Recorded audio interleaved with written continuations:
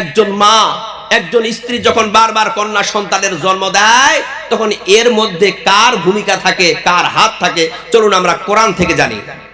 রব্বুল আলামিন বলেন, লিল্লাহি মুলুকুস সামাওয়াতি ওয়াল আরদি ইয়াখলুকু মা ইয়াশা। আকাশ এবং জমিনের রাজত্ব কেবলমাত্র আল্লাহ পাক রব্বুল আলামিনের জন্য। ইয়াহাবু লিমান ইয়াশাউ ইনাশা, তিনি যাকে ইচ্ছা কন্যা সন্তান দান করেন। ওয়া ইয়াহাবু লিমান ইয়াশাউ যুকুরা, তিনি যাকে ইচ্ছা পুত্র সন্তান দান করেন, ছেলে সন্তান দান করেন। আউ ইউজাউযুহুম যুকুরান ওয়া ইনাশা, আবার তিনি যাকে ইচ্ছা কন্যা সন্তান এবং ছেলে সন্তান উভয় দান করেন। ওয়া ইয়াজআলু মান ইয়াশাউ আকিমা, আবার তিনি যাকে ইচ্ছা কোনো সন্তান দেন না, বরং নিঃসন্তান বন্ধা বা বাঁঝ করে রাখেন। জোরে বলুন সুবহানাল্লাহ। সুতরাং আমার মা ও বোনেরা, আমার প্রিয় ভাইয়েরা, বাপজিরা, আমরা কোরআনের আয়াত থেকে স্পষ্টভাবে বুঝতে পারলাম যখন একজন মা বারবার কন্যা সন্তানের জন্ম দেয়, এই কন্যা সন্তান জন্মে দেওয়ার পিছনে কেবলমাত্র আল্লাহ পাক রব্বুল আলামিনের ইচ্ছা কাজ করে। জোরে বলুন সুবহানাল্লাহ।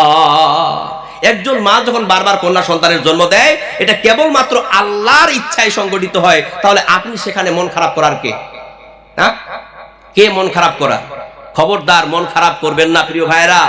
দেখুন, আল্লাহ তো আপনাকে মেয়ে দিচ্ছে না, মেয়ে তো দিচ্ছে, আর কাউকে যে আল্লাহ কিছু দেয় না। হ্যাঁ, যার কোনো সন্তান হয় না সে আবার আল্লাহর কাছে বলছে, আল্লাহ তুমি যদি আমাকে একটা মেয়ে দিতা তবু আমি ধন্য হয়ে যেতাম, বলে কি বলে না? আর তোমাকে আল্লাহ মেয়ে দিল, তুমি নারাজ হয়ে গেলা। খবরদার প্রিয় ভাইরা, যত মেয়ে আসে আসুক না কেন, এই মেয়েরা হচ্ছে আমাদের জন্য রহমত। অতএব মন খারাপ করার কিছু নাই। একটা ওই মানে কি বলবো আপনাকে, সন্তানবিহীন যে মা বাবা, তাদেরকে জিজ্ঞাসা করে দেখুন যে সন্তানবিহীন জীবন কত কষ্টের। সন্তান বিনা জীবন আমার লাগে না ভালো, আল্লাহ তুমি আমায় একটি সুসন্তান দিও। সন্তানবিহীন জীবন আমার লাগে না ভালো, আল্লাহ তুমি আমায় একটা সুসন্তান দিও। আল্লাহ তুমি আমায় একটা সুসন্তান দিও। যে সন্তান ডাকবে আমায় আব্বা বলে, যে সন্তান ডাকবে আমায় আম্মা বলে, সেই ডাকেতে মনটাই আমার ভরে যাবে গো। সেই ডাকেতে মনটাই আমার ভরে যাবে গো। আল্লাহ তুমি আমায় একটা সুসন্তান দিও। আল্লাহ তুমি আমায় একটা সুসন্তান দিও। যে সন্তান চলবে আমার রাসূলের পথে, যে সন্তান আদর্শে তার জীবন গড়বে, এমন একটি নেককার সন্তান নসিবে দিও। এমন একটি নেককার সন্তান নসিবে দিও। আল্লাহ তুমি আমায় একটি সুসন্তান দিও। আল্লাহ তুমি আমায় একটি সুসন্তান দিও। সন্তান বিনা জীবন আমার লাগে না ভালো। সন্তান বিনা জীবন আমার লাগে না ভালো। আল্লাহ তুমি আমায় একটি সুসন্তান দিও। আল্লাহ তুমি আমায় একটি সুসন্তান দিও। লিল্লাহি তাকবীর। সন্তানের জন্য কামনা করা যায়, কিন্তু একটা কথা আরো আপনাদেরকে জানিয়ে রাখতে চাই যে বিশ্বনবীর টোটাল সন্তান কয়টা? How many children's of Muhammad সাল্লাল্লাহু আলাইহি ওয়াসাল্লাম ইন টোটাল? এদিকে বিশ্বনবীর টোটাল সন্তান কয়টা? এনিওয়ান? একটু জেনারেল ইসলামিক নলেজ হয়ে যাক, কে বলতে পারবেন? 7টা। মাশাআল্লাহ, দেখতে পাচ্ছি এখানকার মা বোনদের অনেক জ্ঞান। এটা কিন্তু সঠিকভাবে কেউ বলতে পারে না, কেউ 5টা বলে, কেউ 6টা বলে। That is right answer. বিশ্বনবীর টোটাল সন্তান হচ্ছে 7টা। 4টা মেয়ে আর 3টা ছেলে। ছেলে 3টা বাল্য বয়সে মারা গেল, বাকি রয়ে গেল 4 কন্যা। আমি আপনাকে একটা প্রশ্ন করতে চাই, আপনি কি প্রমাণ দিতে পারবেন যে বিশ্বনবী কোনদিন আল্লাহর কাছে হাত তুলে বলেছেন যে ইয়া ইলাহাল আলামিন, ইয়া রাব্বুল আলামিন, তুমি তো আমার ছেলে 3টাকে বাল্য বয়সে কেড়ে নিলা, আমার এই বংশ প্রদীপকে প্রজ্বলিত করে রাখার জন্য, আমার এই মিশনকে জারি রাখার জন্য তুমি কেবলমাত্র আমাকে একটা ছেলে সন্তান দান করো। এরকমের কোন দোয়া কোরআন ও হাদিস থেকে প্রমাণ করতে পারবেন যে বিশ্বনবী আল্লাহর কাছে বলেছেন? প্রমাণ আছে? না। দ্যাট ইজ প্রুফ চ্যালেঞ্জ করতেছি আপনাকে, যদি আপনি কোরআন ও হাদিস থেকে প্রমাণ দিতে পারেন যে বিশ্বনবী কখনো আল্লাহর কাছে চেয়ে বলেছে যে আল্লাহ তুমি আমাকে একটা ছেলে সন্তান দাও, তাহলে আমি এখান থেকে স্টেজ থেকে নেমে যাবো এখনই। প্রমাণ নাই, আমি ঘেটে এসেছি ভাই। বিশ্বনবী কখনো আল্লাহর কাছে বলেননি যে আল্লাহ তুমি আমাকে একটা ছেলে সন্তান দাও, কারণ বিশ্বনবী তার মেয়েদেরকে নিয়ে হ্যাপি ছিলেন, তার মেয়েদেরকে নিয়ে সন্তুষ্ট ছিলেন। তাহলে আপনার ঘরে যখন 3-4টা কন্যা আসে, আপনি যদি উম্মতে মুহাম্মাদি হয়ে থাকেন, তাহলে আপনি কেন বিশ্বনবীর উপরে বিশ্বনবীর মতো সন্তুষ্ট থাকতে পারবেন না? আপনি কেন নারাজ, আপনি কেন অসন্তুষ্ট, আমি বুঝতে পারতেছি না। সুতরাং সন্তুষ্ট থাকুন, সন্তুষ্ট থাকুন। আল্লাহ আপনাকে মেয়ে দিয়েছে মানে আপনার ঘরে আল্লাহ রহমত পাঠিয়েছে, জোরে বলুন সুবহানাল্লাহ। অথচ তদান্তিন সময়ে মক্কার কাফেরেরা, মক্কার দুষ্ট দুচারেরা বিশ্বনবীকে কত খোঁচা মারা কথা বলেছে, কত আঘাত মারা কথা বলেছে। ও নবী, তুই তো আত্মার রে, তুই তো নির্বংশ রে, তুই তো নির্বংশ, তুই মরলেই তোর মিশন ফুটুস, তুই মরলেই তোর বংশ শেষ, তুই তো নির্বংশ। একটা মানুষকে যখন নির্বংশ বলা হয়, আত্মার বলা হয়, তার কত আঘাত লাগবে। এইভাবে মক্কার কাফেরেরা, মক্কার দুষ্ট দুচারেরা বিশ্বনবীকে আঘাত মারা কথা বলেছে। অথচ কোনদিন বিশ্বনবী আল্লাহর কাছে ফরিয়াদ করে বলেনি যে আল্লাহ এই মক্কার কাফেরেরা আমাকে খোঁচা মারা কথা বলে এদের মুখটাকে বন্ধ করার জন্য তুমি আমাকে একটা ছেলে সন্তান দাও, বলেছে? বলে নাই। কিন্তু আল্লাহ পাক রব্বুল আলামিন বিশ্বনবীর এই অপমান সহ্য না করতে পেরে কোরআনের আয়াত নাজিল করে দিলেন, আর বিশ্বনবীকে সান্ত্বনা দিয়ে বললেন ইন্না সানিয়াকা হুয়াল আবতার। হে নবী, হে আমার হাবিব, যারা তোমাকে আবতার বলতেছে, নির্বংশ বলতেছে, তুমি জেনে রাখো তুমি নির্বংশ নও, বরং যারা তোমাকে নির্বংশ বলে তারাই হলো প্রকৃত নির্বংশ। ধরে বলুন সুবহানাল্লাহ। চিন্তা করুন, আল্লাহ পাক সহ্য না করতে পেরে কোরআনের আয়াত নাজিল করে বিশ্বনবীকে সান্ত্বনা দিয়ে দিলেন। অথচ বিশ্বনবী কোনোদিন আল্লাহর কাছে দোয়া করে বললেন না যে তুমি আমাকে একটা ছেলে সন্তান দাও। বিশ্বনবীর কন্যাদের মধ্য থেকে একটা খুব দামি কন্যা, প্রত্যেকটাই দামি কিন্তু তার চাইতে উত্তম, সেটা হচ্ছে হযরত ফাতেমা রাদিয়াল্লাহু তাআলা আনহা। না, ইনি হচ্ছেন জান্নাতে মহিলাদের সর্দারনি থাকবে, মানে জান্নাতে যে মহিলারা থাকবে এই সকল মহিলাদের সর্দারনি হবেন কে? হযরত ফাতেমা রাদিয়াল্লাহু তাআলা আনহা। এই ফাতেমার মতো সন্তান কি পেতে চান? এরকম নেককার, ইবাদত গুজার, পরহেজগার, সতী সাবিত্রী কন্যা পেতে চান? হ্যাঁ, চান কি চান না? ফাতেমার মতো যদি কন্যা পেতে চান তাহলে আপনাকে খাদিজার মতো নিজের জীবনটা বানাতে হবে। তো খাদিজার মতো যখন আপনি আপনার জীবনকে গড়তে পারবেন, তখন গিয়ে আপনি ফাতেমার মতো সন্তানের আশা করবেন। আপনি আপনার জীবন খাদিজার মতো বানাতে পারলেন না, আর ফাতেমার মতো সন্তান চাইতেছেন?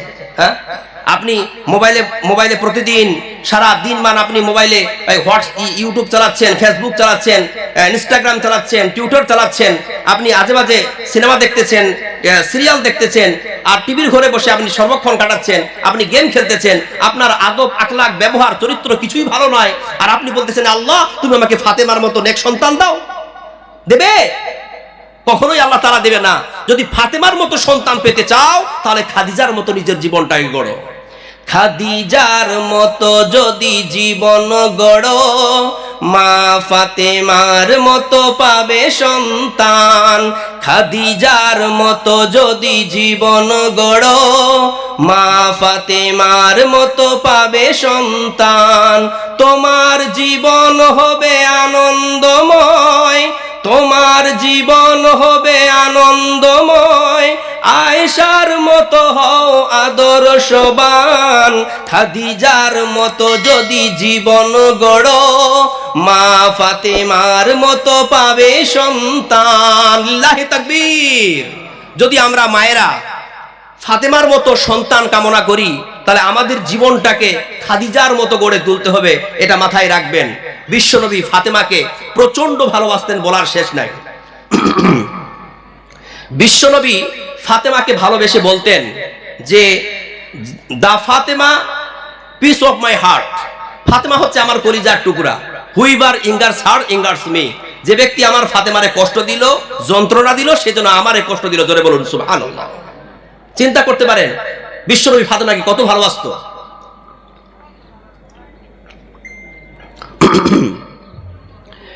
বিশ্বনবী ফাতেমাকে ভালোবেসে বলতেন, ফাতিমাতু বিজআতুম মিন্নি ফামান আগযাবাহা আগযাবানি।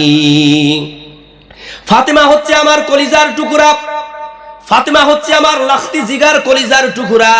যে ব্যক্তি আমার ফাতেমারে কষ্ট দিল সে যেন আমারে কষ্ট দিল। বিশ্বনবী কি শুধুমাত্র নিজের মেয়ে ফাতেমাকে ভালোবাসতেন এমনটা কি? না, বিশ্বনবী শুধু ফাতেমাকে ভালোবাসতেন না, এই পৃথিবীতে যত কন্যা আছে, যত মেয়ে আছে, বিশ্বনবী সকল মেয়েকে ভালোবেসে বলতেন, লা তাকরাহুল বানাত ফাইন্নী আবুল বানাত। ও পৃথিবীর মানুষ শোনো, ও আমার উম্মতেরা শোনো, তোমরা খবরদার তোমাদের কন্যাদের গালি দিও না, তোমরা তোমাদের মেয়েদের গালি দিও না, কারণ জেনে রাখবা আমি মুহাম্মদ হচ্ছি কন্যা সন্তানদের পিতা। জোরে বলুন সুবহানাল্লাহ। আপনার সন্তান যদি কন্যা হয় তাকে মারার অধিকার আপনার নাই, কারণ বিশ্বনবী সাটিসফাইড করে বলছেন, সার্টিফিকেট দিয়ে বলছেন, এই পৃথিবীতে যত কন্যা আছে সকল কন্যা সন্তানের পিতা হলাম আমি মুহাম্মদ সাল্লাল্লাহু আলাইহি সাল্লাম। জোরে বলুন সুবহানাল্লাহ। ছেলেদের ব্যাপারে কথা বলেছে? কখনো না। বিশ্বনবী বলেন, যখন কোন ঘরে কন্যা সন্তানের জন্ম হয় তখন সেই ঘরে আল্লাহর পক্ষ থেকে একজন রহমতের ফারিস্তা গিয়ে প্রবেশ করে, তারপর আল্লাহর কাছে দোয়া করে বলে, আল্লাহ তুমি এই ঘরবাসীদের উপরে তোমার রহমত বর্ষণ করো, তোমার বরকত বর্ষণ করো। তারপরে ফারিস্তাটি ধীরে ধীরে কন্যা সন্তানের শিয়রে গিয়ে দাঁড় হয়, নূরের তৈরি পর দিয়ে মাথা বুলায় আর বলে, যে ব্যক্তি এই কন্যা সন্তানকে আগলিয়ে নেবে, ভরণ পোষণ দেবে, মহব্বত করবে, ভালোবাসবে, হেফাজত করবে, আল্লাহ তাআলা সেই ব্যক্তিকে কিয়ামত পর্যন্ত হেফাজত করবে। জোরে বলুন সুবহানাল্লাহ। এই কন্যাদের ব্যাপারে কত বড় কথা বিশ্বনবী বলছেন, চিন্তা করতে পারেন? Can you imagine man? আপনি কি কল্পনা করতেছেন? বিশ্বনবী আরো বলেন, মান কানা লাহু সালাসু বানাতিন ইউবিহিন্না ওয়া ইয়াকফিহিন্না ওয়া ইয়ারহামুহুন্না ফাকাদ ওয়াজাবাত লাহুল জান্নাতাল বাত্তাতা। যদি কারো 3টা কন্যা সন্তান থাকে এবং সে তার 3 কন্যা সন্তানকে আগলিয়ে নেয়, ভরণ পোষণ দেয়, তার সঙ্গে মহব্বত করে, তার প্রতি রহম করে, বিশ্বনবী বলেন, ওয়াজাবাত লাহুল জান্নাতাল বাত্তাতা, তার জন্য জান্নাত ওয়াজিব হয়ে যাবে। জোরে বলুন সুবহানাল্লাহ। আপনারা জান্নাতে যারা লোলুপতা আপনাদের মধ্যে নাই মনে হয় না? আছে? একটু আমাকে ইঙ্গিত করে বলুন তো এখানে কে আছেন? আমি বাবাদেরকে প্রশ্ন করি, মা বোনদেরকে হাত তুলতে বলবো না, বেয়াদবি হবে। আপনাদেরকে বলি, এখানে 3 কন্যার পিতা এমন কেউ আছেন কি? হাত তুলুন তো, আমি জানতে চাই। মাশাআল্লাহ। আর কেউ নাই? 2টা 3টা, মাশাআল্লাহ। দেখুন, এই যে আপনি 3 কন্যা সন্তানের পিতা, মাথায় রাখবেন বিশ্বনবী স্পষ্ট করে বলছেন, আপনি যদি আপনার 3টা কন্যা সন্তানকে ভরণ পোষণ দেন, তার সঙ্গে যদি সুআচরণ করেন, তাকে শিক্ষা দীক্ষা দিলেন, তারপরে আপনি সুন্দর একটি ছেলে থেকে পাত্রস্থ করে দিলেন, বাস এতটুকু, পাত্রস্থ করা পর্যন্ত, মানে বিয়ে দেওয়া পর্যন্ত এতটুকু দায়িত্ব পালন করলেই বিশ্বনবী বলছেন যে ওই ত্রিকন্যার পিতার জন্য জান্নাত ওয়াজিব করে দিলাম। জোরে বলুন সুবহানাল্লাহ। জান্নাত ওয়াজিব। তো এখানে এমন কেউ নাই যার 2টা কন্যা আছে? নাই? তো তাদের মন কোনো খারাপ করলো না? তো বিশ্বনবী তো 3টা কন্যা সন্তানের ব্যাপারে বলতেছেন, আপনার তো 2টা, তাহলে আপনার ক্ষেত্রে কি হবে? দেখুন, আসলে আমাদের জান্নাত যাওয়ার লোলুপতা নাই, না হলে আমাদের প্রশ্ন এসে যেত, আমরা প্রশ্ন করে বসতাম। যখন বিশ্বনবী বললেন যার 3টা কন্যা সন্তান, ওয়াজাবাত লাহুল জান্নাতাল বাত্তাতা, তার জন্য জান্নাত ওয়াজিব, তো একজন সাহাবী ওখানে উপস্থিত ছিলেন, ওর কিন্তু 2টা কন্যা সন্তান। তখন ও চিন্তা করতেছে, বিশ্বনবী তো বললেন যার 3টা তার জন্য জান্নাত, আমার তো 2টা, তাহলে আমার কি হবে? তখন ওই সাহাবীটা বললেন, ইয়া রাসূলুল্লাহ, কালা সিনতাইন, ইয়া রাসূলুল্লাহ, যদি কারো 2টা কন্যা সন্তান থাকে তাহলে তার ক্ষেত্রে কি হবে? বিশ্বনবী বললেন, যদি কারো 2টাও কন্যা সন্তান থাকে তার জন্য জান্নাত হয়ে যাবে। জোরে বলুন সুবহানাল্লাহ। শুধু তাই নয়, বিশ্বনবী আরেকটি হাদিসের মধ্যে বলেন, যদি কারো 1টাও কন্যা সন্তান থাকে আর সে তার কন্যা সন্তানকে সঠিকভাবে লালন পালন করে, আদব শিক্ষা দেয়, সুশিক্ষা দান দেয় এবং তারপর একটা ভালো ছেলে দেখে পাত্রস্থ করে দেয়, বিশ্বনবী বলেন ওই কন্যা সন্তানের পিতার জন্য জান্নাত হয়ে যাবে। জোরে বলুন সুবহানাল্লাহ। চিন্তা করুন, এই যে কন্যাদের লালন পালনের উপর দিয়ে আমরা জান্নাত যেতে পারবো, পুরুষদের ব্যাপারে, ছেলেদের ব্যাপারে এমনটা আছে? নাই। তাহলে কন্যা রূপে নারীদের সম্মান কত, মর্যাদা কত বোঝা গেল না? বোঝা গেল কি গেল না? দেখুন, আমি নারী জাতিকে কয় ভাগে বিভক্ত করেছিলাম, একটু দহরিয়ে নি বিষয়টাকে। কয় ভাগে? 3 ভাগে। তো আমি কন্যা সম্পর্কে এতক্ষণ ধরে আলোচনা করলাম, স্ত্রী আর মা সম্পর্কে যদি আলোচনা না করি তাহলে তো বেয়াদবি হয়ে যাবে, তাই না? তাহলে চলুন, দ্য রাইটস অফ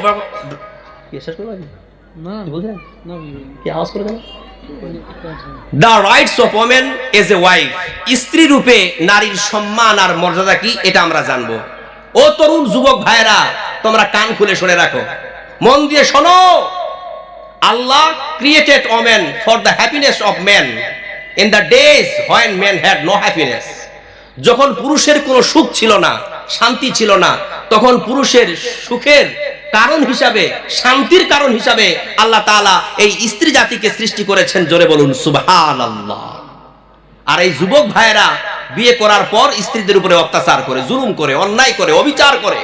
তোমার মাথায় কি ঢোকে না যে আল্লাহ তাআলা তোমাকে স্ত্রী দান করেছে তোমার সুখের জন্য? যে তোমার সুখের কারণ তাকে তুমি কষ্ট দাও, তার মানে সম্ভব নয়।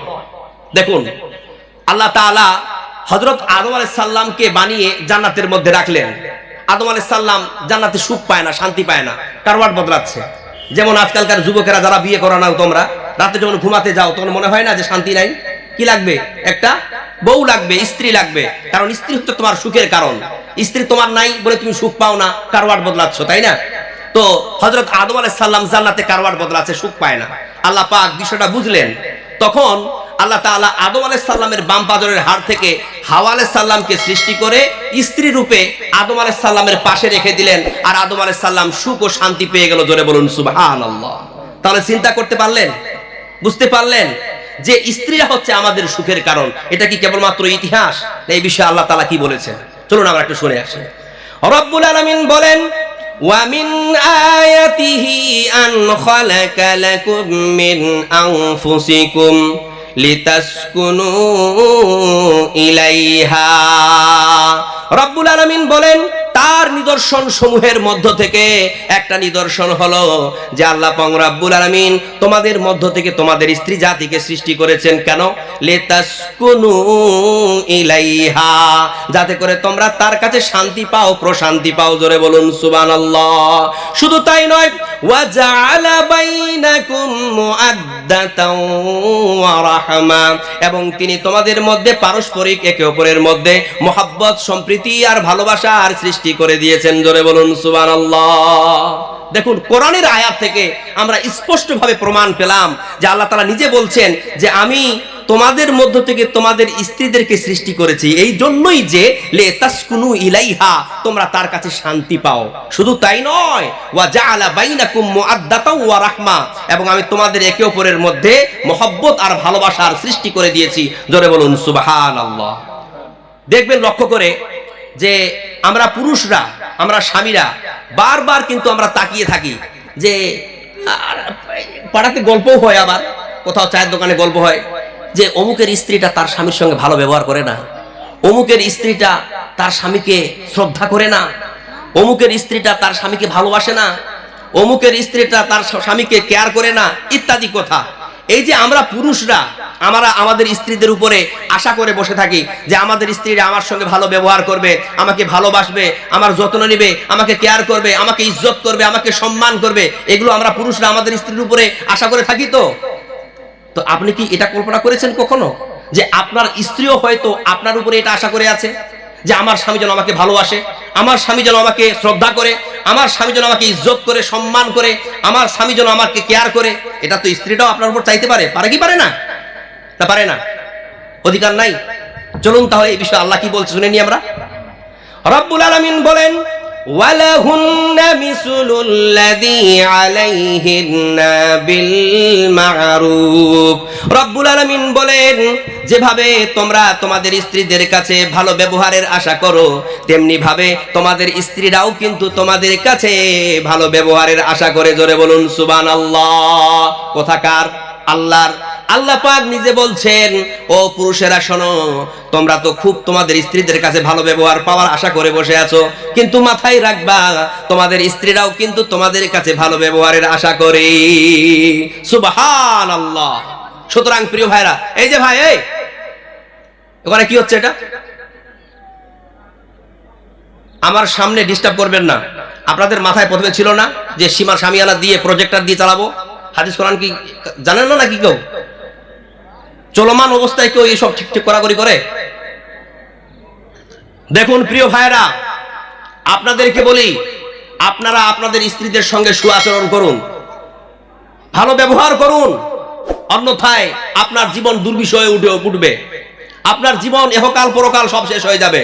কারণ আল্লাহ চূড়ান্ত আদেশ করে কোরআনে বলছেন, রব্বুল আলামিন বলেন, ওয়া আশিরুহুন্না বিল মা'রুফ, তোমরা তোমাদের স্ত্রীদের সঙ্গে ভালো ব্যবহার করো, সৎ আচরণ করো। জোরে বলুন সুবহানাল্লাহ। কোথাকার? আল্লাহর। আল্লাহ যখন নিজেই কোরআনে বলছেন আমাদেরকে যে তোমরা তোমাদের স্ত্রীদের সঙ্গে সুআচরণ করো, আজ আমরা পৃথিবীতে আল্লাহর জমিনে এই ভারতের মাটিতে পশ্চিমবঙ্গে অনেক পুরুষ আমরা আছি যারা আমরা আমাদের স্ত্রীদের সঙ্গে সুআচরণ করতে পারি না। স্ত্রীদের সঙ্গে সুআচরণ করতে হবে, দিন তো, স্ত্রীদের সঙ্গে সুআচরণ করতে হবে। এ কথা কার? বলুন আল্লাহর। তো স্ত্রীদের সঙ্গে সুআচরণ করবেন তো, না করবেন না? অবশ্যই করবেন। দেখুন, আমি একটা কথা জানিয়ে রাখতে চাই। একজন ভাই আমাকে বলতেছেন যে হুজুর, আপনি তো বললেন যে স্ত্রীটা হচ্ছে আমাদের সুখের কারণ, আমাদের সুখের কারণ। তো আমি তো বিয়ের আগে খুব হ্যাপি ছিলাম, খুব সুখে ছিলাম, আর বিয়ের পর তো আমি অসুখী হয়ে গেছি। এখন তো আর শান্তির ছিটাফোটাও আমার জীবনে নাই। তো আপনার কথাটা ভুল হয়ে গেল না? তো আমি বললাম, দেখো, স্ত্রী তোমার জন্য সুখের কারণ। হয়তো তুমি সঠিকভাবে তোমার স্ত্রীকে নিয়ন্ত্রণ করতে পারো না, যার জন্য তোমার স্ত্রী তোমার জন্য দুঃখের কারণ হয়ে গেছে। তুমি যদি তোমার স্ত্রীকে সঠিকভাবে নিয়ন্ত্রণ করতে পারতে, ট্রিট করতে পারতে, অবশ্যই আল্লাহর আয়াত, আল্লাহর কথা কোনোদিন মিথ্যা হবে না, তোমার এই স্ত্রী তোমার জন্য সুখের কারণ হয়ে যেত। কিন্তু আজকে আমাদের জন্য অনেক স্ত্রী কিন্তু দুঃখের কারণ হয়ে দাঁড়িয়েছে। এর জন্য মূলত আমি প্রথমে আমাদের পুরুষ সমাজকেই দায়ী করতেছি। কারণ আমাদের মধ্যে হয়তো মানে জ্ঞানের অভাব আছে যে আমরা কিভাবে আমাদের স্ত্রীদেরকে ট্রিট করব। একটা কথা মাথায় রাখবেন, আপনি যখন একটা মেয়েকে বিয়ে করলেন, দূর থেকে একটা মেয়েকে আপনি বিয়ে করে নিয়ে আসলেন, সে অন্য একটা গ্রাম থেকে তোমাদের গ্রামে আসলো, অন্য একটা পরিবেশ থেকে তোমার পরিবেশে আসলো, অন্য একটা সমাজ থেকে তোমার সমাজে আসলো। তার কৃষ্টি কালচার, তার আচার ব্যবহার, তার পরিবেশ তোমার মতো তো নাও হতে পারে। তাহলে তোমার পরিবেশের সঙ্গে তোমার সঙ্গে মানিয়ে নিতে সময় লাগবে কি লাগবে না? আর আস্তে মতেই তুমি শুরু করে দিয়েছো, কি ব্যাপার, এরকম চলছে কেন, এরকম কথা বলছে কেন, এমনটা কেন, অমনটা কেন, আপনি শুরু করে দিয়েছেন আস্তে মতেই। আপনি আগে তাকে রিয়ালাইজ করুন, অনুভব করুন সে কিভাবে করতেছে। ধীরে ধীরে ধীরে ধীরে তাকে আপনি ক্যাপচারে করুন, ধীরে ধীরে আপনি তাকে বুঝান। আমি বলি না যে স্ত্রীটা দুধের ধোয়া। অনেক স্ত্রী আল্লাহর জমিনে আছে যারা তার স্বামীকে সম্মান করে না, যারা তার স্বামীকে ইজ্জত করে না, যারা তার স্বামীকে ভালোবাসা দেয় না ঠিক মতন করে। অনেক কিছু প্রবলেম আছে স্ত্রীদের মধ্যেও। তাহলে আমার পুরুষের কাজ হলো কি, যে আপনাকে বুঝতে হবে ভুলটা, মানে তার কমিটা বুঝতে হবে, এবং ধীরে ধীরে তাকে ক্যাপচারে করতে হবে, ধীরে ধীরে তাকে ঠিক করার চেষ্টা করতে হবে। আপনি যদি খুব তাড়াতাড়ি করেন তাহলে ভেঙে যাবে। কারণ বিশ্বনবী বলেছেন যে এই নারীটা হলো, স্ত্রীটা হলো কাঁচের গ্লাসের মতো। কাঁচের গ্লাসকে আপনি যদি এদিক ওদিক খুব জলবাজির সঙ্গে করেন তাহলে ওই গ্লাসটা ভেঙে যাওয়ার সম্ভাবনা, তাই কি না? ওকে সংযতভাবে, স্থিরভাবে তাকে নিয়ন্ত্রণ করতে হবে। দেখবেন আপনার গ্লাসটাও ঠিক থাকবে, আর ওই গ্লাস দিয়ে আপনি পানিও পান করতে পারবেন। আপনার স্ত্রীও ঠিক থাকবে, আর আপনার স্ত্রীর সঙ্গে আপনি আপনার জীবন যাপন করতে পারবেন। জোরে বলুন সুবহানাল্লাহ। তাই আমি পুরুষ ভাইদেরকে আমি এটা একটা পরামর্শ দিয়ে যাব যে যখন তোমরা বিয়ে করবে, তোমাদের ঘরে স্ত্রী আসবে, প্রথমত তোমরা কয়েকটা মাস তোমাদের স্ত্রীদেরকে বুঝতে চেষ্টা করবে যে তোমাদের স্ত্রীরা কি রূপ, কি প্রকৃতির। বুঝার পর তারপর তুমি তোমার জ্ঞান, প্রজ্ঞা, মেধা দিয়ে তোমার স্ত্রীকে ঠিক করার চেষ্টা করবে। যদি তোমার স্ত্রী মানে ভুল পথে থাকে, তোমার স্ত্রী যদি ভুল হয়, অসৎ হয়, তাকে সৎ পথে আনার দায়িত্ব কিন্তু তোমার ঘাড়ে আছে, তোমাকে সেটা করতে হবে। কিন্তু আজ আমরা অনেককে দেখতে পারি যে বেশিরভাগ ক্ষেত্রে আমরা পুরুষরা কিন্তু আমাদের স্ত্রীদের সঙ্গে ভালো আচরণ করি না, সুআচরণ করি না। তো আমি একটা সঙ্গীত আপনাদের কাছে রাখবো, সেটা হচ্ছে এই যে যখন একটা যুবকের কাছে, একটা ছেলের কাছে তার স্ত্রী আসে, তো স্ত্রীর আগমনে ওই ছেলেটার, ওই যুবকটার কি হয়, সে যুবকটা তার স্ত্রীর প্রশংসায় বলতেছে। এই গজলটা আর এই গানটা কিন্তু তোমরা এই যারা আনম্যারিড রয়েছে, যারা অবিবাহিত, তোমরা কিন্তু তোমাদের ওই গার্লফ্রেন্ড আছে না, আছে না? নাই আছে তো? কারো তো ফাঁকা নাই শুনতেছি। আজকে যারা 5-6 পড়তেছে, আমাকে একটা ছেলে, ওই দিন আমি গেলাম একটা স্কুলে, আমাদের ওই যে কি যেন টেপ না মোবাইলের জন্য টাকা দিচ্ছে না, তো ওটা হিয়ারিং এর জন্য আমি আমার একটা ভাতিজিকে নিয়ে গেলাম। তো ওখানে গল্প করতে করতে একটা পাকামু ছেলে বলতেছে যে হুজুর এখন তো যারা প্রাইমারিতে পড়ছে তারাও প্রেম করতেছে, তাই নাকি? ওদেরও ফাঁকা নাই। তো ওই যুবকদের ক্ষেত্রে বলবো যে তোমরা এই গানটা তোমরা তোমাদের গার্লফ্রেন্ডের জন্য ব্যবহার করবে না। আমি আমার পুরুষ ভাইদের ক্ষেত্রে বলতেছি, যারা তোমরা বিয়ে করেছো তোমরা তোমাদের স্ত্রীর ব্যাপারে এই সঙ্গীতটা গাইবে, দেখবে তোমার স্ত্রী তোমার উপরে বুলবুল হয়ে যাবে, ফিদা হয়ে যাবে। তোমার স্ত্রী তোমার জীবনে কি নিয়ে এসেছে এটা তুমি একটু কল্পনা করো, একটু ইমাজিন করো, আমার কথার দিকে ধ্যান দাও। আমার জীবনে সবই ছিল, তবু যেন কোনো সুখ ছিল না। আমার জীবনে এমন কেউ ছিল না তো হায়, যে পরশ দিয়ে যাবে ভালোবাসায়। আমার জীবনে সবই ছিল, তবু যেন কোনো সুখ ছিল না। আমার জীবনে এমন কেউ ছিল না তো হায়, যে পরশ দিয়ে যাবে ভালোবাসায়। আশার প্রদীপ নিয়ে এলো সে তখন, পেলাম যেন আমি আবে হায়াত। আমার জীবন সঙ্গিনী সে প্রিয়তমা জান্নাত। আমার জীবন সঙ্গিনী সে প্রিয়তমা জান্নাত। আমার হৃদয়ের বাঁকে বাঁকে দুঃখ ব্যথার আর নেই বসবাস, ভরে গেছে জান্নাতি সুখে সুখে আমার জীবনের আকাশ বাতাস। প্রশান্তি ঢেলে সে দূর করেছে আমার হৃদয়ের সব অবসান। আমার জীবন সঙ্গিনী সে প্রিয়তমা জান্নাত। আমার জীবন সঙ্গিনী সে প্রিয়তমা জান্নাত। আমার জীবনের চলা পথে পদে পদে সে আমায় সাহস যোগায়। আমার সফলতা ধে ধে রাত কেটে যায় তার দুয়ায় দুয়ায়। আমার হৃদয় তার ছোঁয়া পেয়ে হতাশা ভুলে আজ হয়েছে আজাদ। আমার জীবন সঙ্গিনী সে প্রিয়তমা জান্নাত। আমার জীবন সঙ্গিনী সে প্রিয়তমা জান্নাত। আমার জীবনে সবই ছিল, তবু যেন কোনো সুখ ছিল না। আমার জীবনে এমন কেউ ছিল না তো হায়, যে পরশ দিয়ে যাবে ভালোবাসায়। আশার প্রদীপ নিয়ে এলো সে তখন, পেলাম যেন আমি আবে হায়াত। আমার জীবন সঙ্গিনী সে প্রিয়তমা জান্নাত।